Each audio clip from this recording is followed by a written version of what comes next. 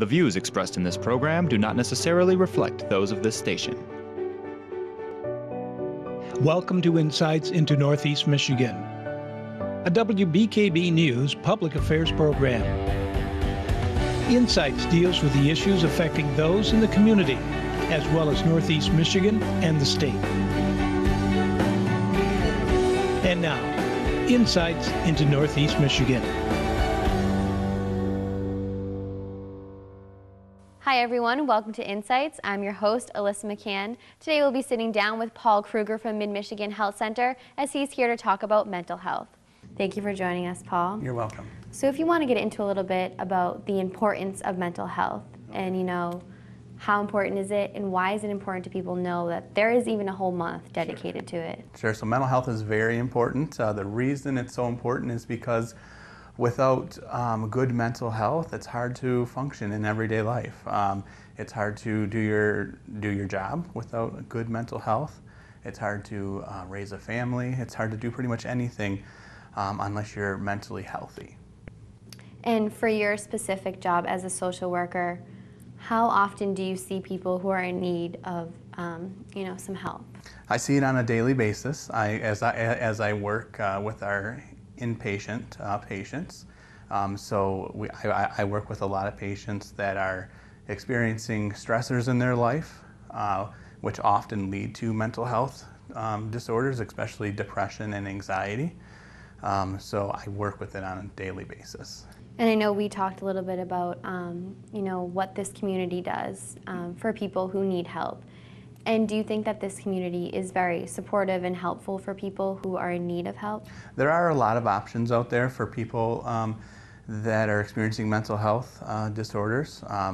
Various options include our inpatient setting, which can be accessed through the emergency room. There's also various outpatient clinics that offer both therapy and psychiatry. One of which includes behavioral health services here at the hospital. And then there's also many primary care physicians that offer now therapists and also psychiatry. That's great.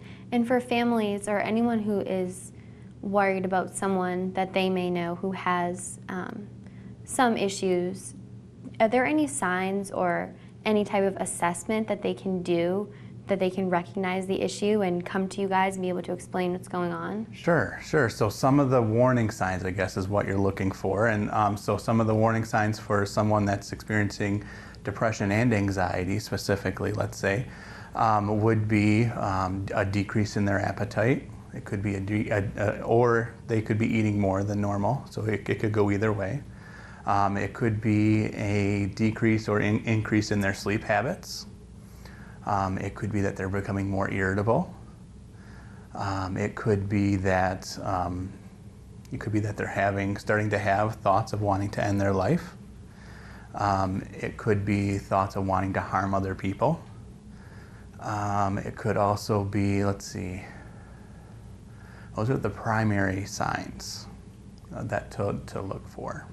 And I know we talked a little bit about how with kids there's almost like a rise with suicide and, even wanting to hurt themselves. And I personally feel that social media takes a huge toll on that. Like we were saying, you don't know who's behind it, but someone's saying these cruel and awful things that really hurt people and make them question themselves and their lives. Absolutely. And, and that is a big thing even with both kids and adults, but specifically kids, because they are the generation that uses social media the most.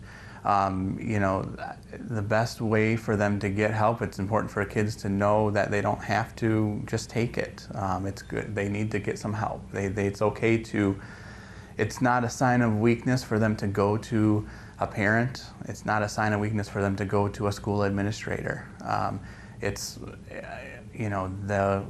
they don't get help, it can lead to things to be bad. It could lead to them to start to having thoughts of wanting to end their life. Things like that. There's a lot of reasons to seek help. And are there any specific things that maybe you've seen trending-wise of, why people come to get help? Is there anything specific? Why people come to get help? People come to get help because they're not only, it could be them recognizing that there's a problem, but it could also be their family recognizing, hey, you just haven't been the same lately. Maybe you need to get some help. Maybe you need to get some assessment. So that's the primary reason. And there will be some people that aren't willing to come in on their own. They say, no, I don't need this help. And there are options for them as well. If as a family member, if you feel like your loved one needs help, it's still okay to try to get them to the emergency room for some type of assessment.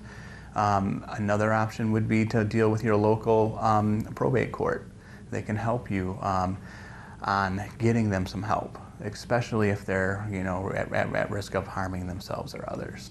As a social worker, you deal with a lot of families. Do you find that people need the support of family members while they're going through something, or is it better for them to handle it on their own, specifically with mental health? Sure, it's gonna really, we work on an individual basis. Some patients really find it helpful to have their families involved. They like having that support. Other patients, they have a hard time having their family so involved. And sometimes part of the reason they're experiencing stress is due to their family. So it just depends on the person. Family can play a major role in a person's mental health, and the family can, like I said before, help them recognize some of their signs and symptoms, but also friends can help them recognize signs and symptoms. And for individuals that may not have family members available, friends can act just as good sometimes, if not even better at times, for support. Right, so having that support system Yeah. really is, It's a helpful situation for them. Yeah, it is a helpful situation, and it is a benefit in their recovery. We find the patients that have a strong support system are able to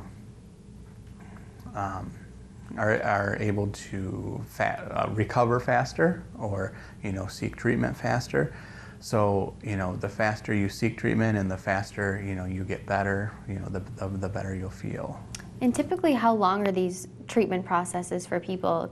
It could be lifelong, right? Absolutely. They could see somebody throughout their whole life if they really feel the need, or are there specific programs that people go through and they move up on the ladder and they Sure. find success? Sure. So depression specifically and anxiety, specifically depression though is a chemical imbalance in your brain.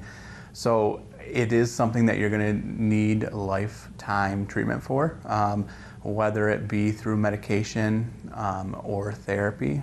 Some patients find that during the initial onset, they're going to need medication and therapy in the beginning. And then down the road, they may just need one or the other. But if it is a chemical imbalance, more than likely that patient will need to be on medication. And the thing with anxiety, it's a small thing, but almost everybody has it, and people don't realize it is a big thing in someone's life, and it really can affect your day to day. Sure. So how do people go about anxiety issues with you guys? Sure. So how do they get treatment for Yes. the anxiety? Okay, so the best way is to call any of the outpatient facilities and request an assessment. The social workers are trained in recognizing the symptoms of depression, anxiety, all of the DSM-5 diagnosis. So the social worker will look for signs of anxiety, which would include, things like not being able to sit still, maybe not being able to go outside, not being able to go to work, things along those lines are some, examples of what a social worker could look for, or a therapist could look for. We have to take a short break, but we will be right back with Paul going more in depth about mental health.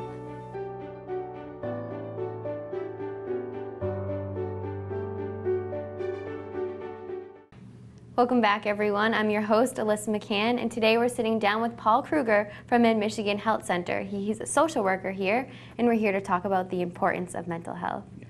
And do you find that people are embarrassed to say that they're feeling a certain way, or have certain things going on? Do you think that that's a big hump that people try to get over, that they're a little bit embarrassed about coming in? And Absolutely, yeah. We find that a lot in a lot of patients, that they let their pride get in the way, and they do find themselves like thinking that that they're a lesser of a person if they have a mental health diagnosis. But there are many people that have a mental health diagnosis and are very, very successful.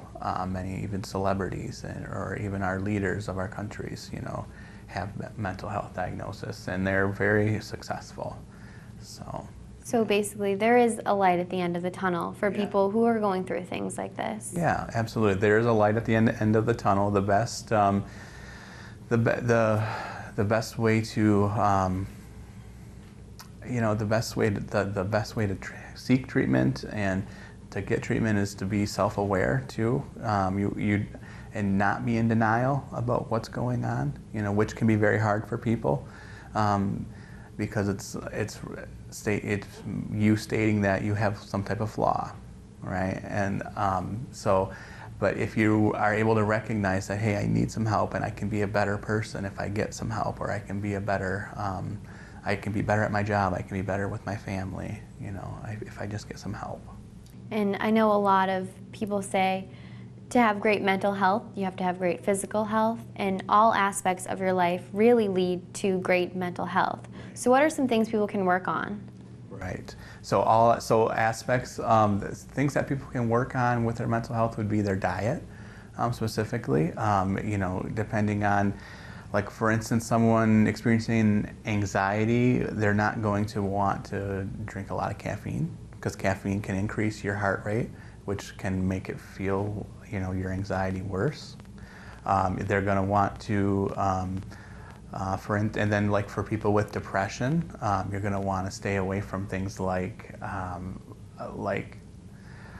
high sugar things, because what that will do is it will make you feel worse. It'll bring your levels, down, and make you feel worse. So, and then like you said, exercise is also very important.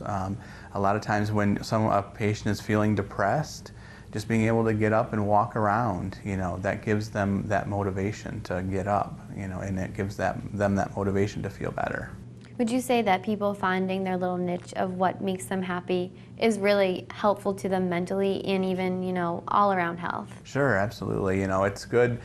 But when you're feeling good, a good tip I like to use is to write down some things that make you happy, and even if it's keeping a journal of things that make you happy, so that when you are feeling depressed, you can refer to that and say, hey, these are some things I can do on my own to make myself feel better.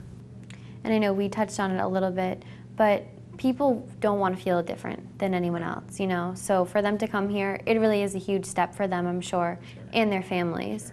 So how do you guys, try to make people feel comfortable and let them know they're not alone by any means? Sure. So what we do is we spend the first, with the first session, we will do a lot of assessing and gathering of information, so that can feel intimidating to the patients as well.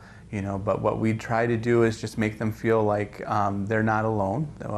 We kind of explain to them that this is it is common to experience depression and anxiety.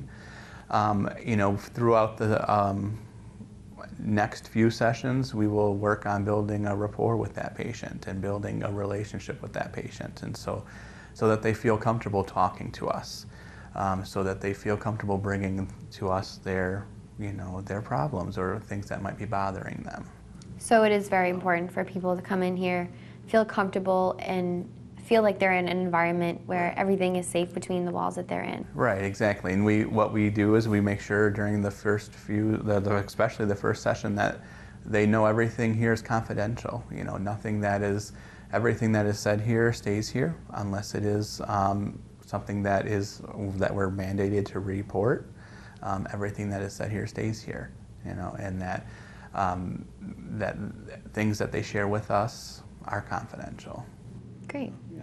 And for state funding, do you guys, I don't know if you know a lot about this or not, but do you guys get enough money? Do you feel like there could be more money put into this, or what are your thoughts on it? I mean, obviously, a lot of the patients that we deal with here are private insurance, but as far as the state funding, you know, we do see patients that have what's known as Obamacare, and those patients may be at risk of, you know, losing their services should cuts happen with the state, or the federal government funding. So, you know, that is always a worry. You know, now with those patients, what we would have to do is look at referring them possibly to other agencies.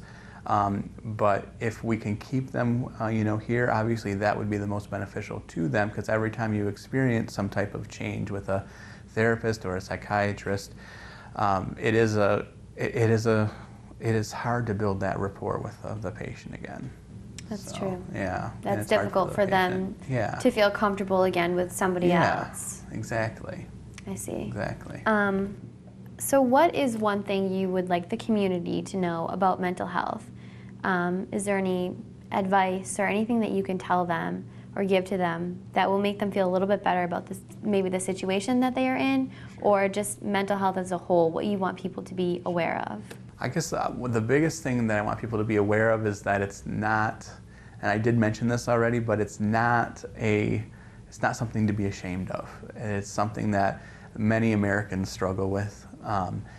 Many Americans don't seek treatment for it, but if they were to seek treatment for it, they could feel, you know, they could be working to their best potential, you know, with their work and their family.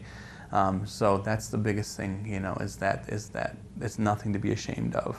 We have to take a quick break, but we'll be right back as we talk more about mental health.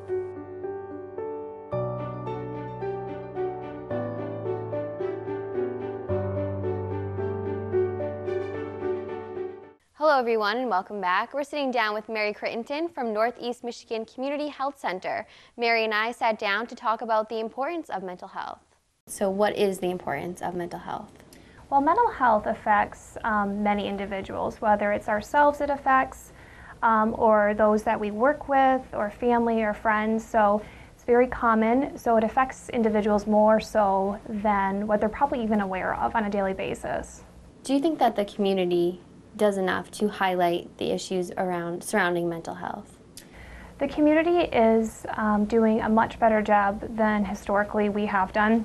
Currently, there's a huge trauma initiative going on within the community to educate individuals in all capacities: hospitals, schools, clinics, community mental health, of course, foster care, CPS, to really talk about mental health when we're working with individuals, whether it's parents, families, children.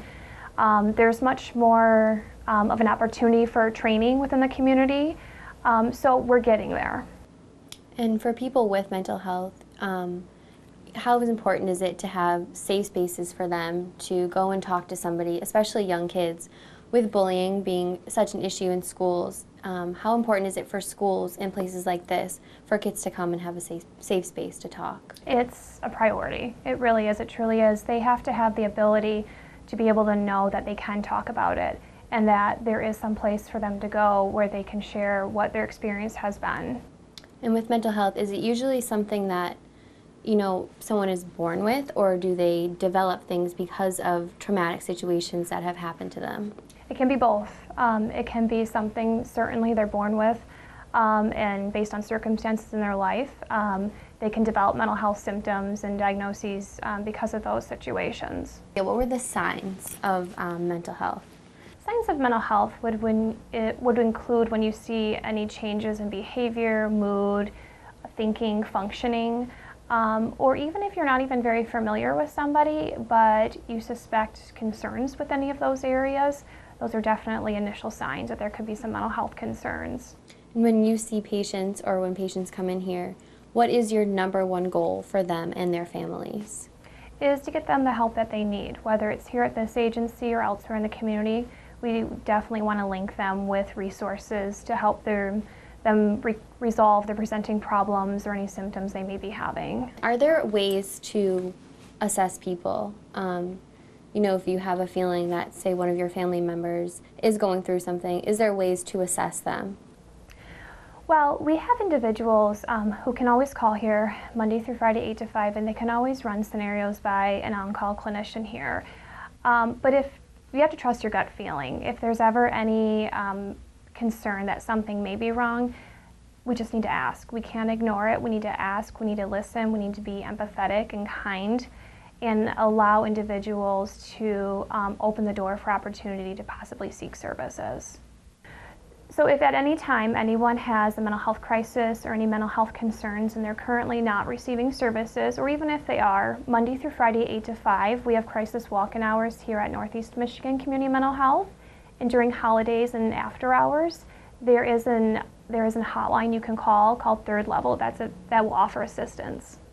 And I know there are ways for people to work on their mental health and their mental being, not just by being here, but a lot of people say like working out or having a healthy diet is all helpful to mental health. So what would you say for that?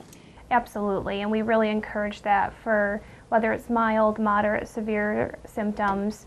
Definitely we look at, every aspect. So physical health and mental health really run hand in hand, and it's very important to attend to both of them.